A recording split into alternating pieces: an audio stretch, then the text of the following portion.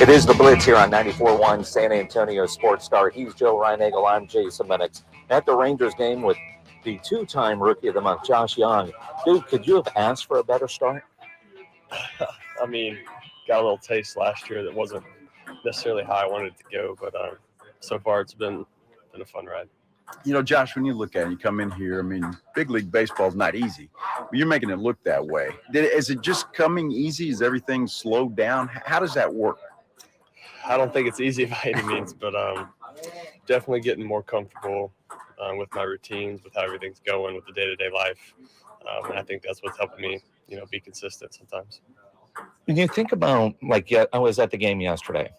You go 3 for 4. I don't know if you thought it was cool facing a guy that went to New Braunfels. Had you ever faced him before? But just the idea, you go 3 for 4. It's just another home day at the park. Yeah. Nate Lowe always says, 1's a must, 2's a plus, and anything after that, you're lucky to get it. So getting 3 hits was huge. I think I was 0 for 7 coming into that game in the series. So just trying to put the ball in play and find some grass. Do you find that with the success you're having, are pitchers approaching you a little bit differently now than they did early in the season? Still learning all that.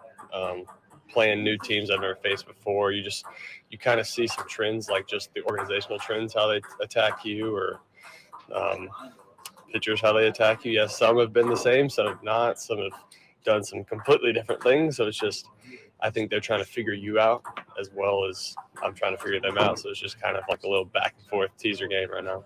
Well, and Josh, you look at the way you're playing, a big part of this group, but the Rangers are having such a great year. And the history of the organization. It's been about a decade since they've been this successful. What's it like in the clubhouse? What's this group like? I mean, it's a lot of fun, and it's still pretty early. I think we're 58 games in, so we still got a long way to go. But so far, the clubhouse has been fun. Winning helps that for sure. But we have the right guys in the clubhouse. We got the right energy. We all hang out together. We all have a good time together, so it's a lot of fun. With the success you're having, are you hearing from a lot of people from San Antonio saying, "Hey, I'm going to be in Arlington next week"? And I mean, have you made some new friends in that respect? Some people come out of the woodworks a little bit, but my parents deal with most of that stuff, I think, for the most part. It hadn't been too bad. It's just a lot of people will reach out and be like, "Hey, congrats," and that kind of stuff. So it's pretty cool. And that is kind of the cool thing. You think about, for us watching you through high school and in college and seeing where you are now. So, but honestly, what's the coolest part about being a big leaguer that is having the success you're having? I mean, it's just been a lifelong goal to get here. And I know it's not the finish line, but to get a little taste of success definitely doesn't hurt. That's not really what I'm asking. It's fun. I mean, it's fun. But, that's truly it. Big league ball players have so much time on their hands. I mean, you guys do, right? We got a ping pong game going on over here. I'm sure you're a dominoes player by now. What do you do to pass the time before game time? I mean, I'm stuck in my routines for the most part. So any downtime I have is usually some kind of intentional time with whatever. There's some ping pong in there, but for the most part, when we start getting in our routines, we're in our routines. I mean, we get to the ballpark early, but hang out a little bit in the lunchroom or whatever. But then other than that, it's getting our body ready to play at 7. Can you kind of take us through what that routine is? Is routine another word for superstition? I'd say my routines are pretty routine. Superstition doesn't really play a whole lot into that. But I get to the park, I go do some visualization stuff on the field, just clear my mind, get ready for today, and then I'll go in, and day 1 of the series, I get stretched out and a little massage, and then go into the cage, get my cage routine knocked out. I usually say I got to earn my lunch or whatever, so I'll eat after I get all that stuff done. And then, like right now, getting ready, we got ground balls here in a little bit, so making sure I get my body hot for ground balls, and then after that, it's pretty much go time. Josh, when you look at it, and we watch you play, and you make it look really easy, you've worked your butt off to get to this point in time. And I don't think people understand the hard work that goes into it. Can you just kind of explain? I mean, baseball's been your whole life since you could probably walk, I would imagine. You're still working for it. The work's not done. But yeah, I've put in tons of hours over my lifetime every day. And, it's still a game where you're still working at this point. You're at the highest stage in the world, but you're still perfecting your craft. You're still working on things to get better. It's kind of like I mentioned a minute ago. There's no finish line with it. It's just continuing to just develop who you are on the field. Josh Young joining us here on the Blitz, and you talk about learning and developing, and you mentioned fun. Bruce Bochy takes over as manager, and kind of been in baseball forever. Just got number 10 all time for wins. What's it like having a guy like that as your skipper? I mean, it's a lot of fun. He's a player's manager. Doesn't try to micromanage us at all. He just puts the lineup together and lets us go out there and have fun. And like I said, winning helps everything. Winning helps the culture. Winning helps, the tension, the clubhouse, all that kind of stuff. So having the star we have, it's just been a lot of fun. He's kind of left us alone. And, some of the veterans have their routines and they've kind of taken me under their wing, and I kind of do some of the stuff they do. And, he sees us work. He knows we're not just in here messing around all the time. So he lets us kind of do our thing. So it's a lot of fun to be, have him as our manager and be in the position we are.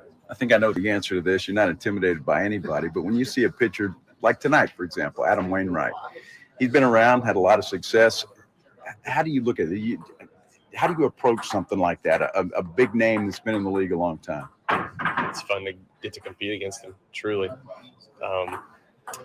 That's definitely a challenge, right? You get to the big leagues and now you see all these guys, the name on the back of their jersey, but take it more of a challenge. Like I get to go up and see how I face against this guy, and not necessarily like a threat by any means. And it's not like you're facing some of the best pitchers in the world. It's like I have to go out here.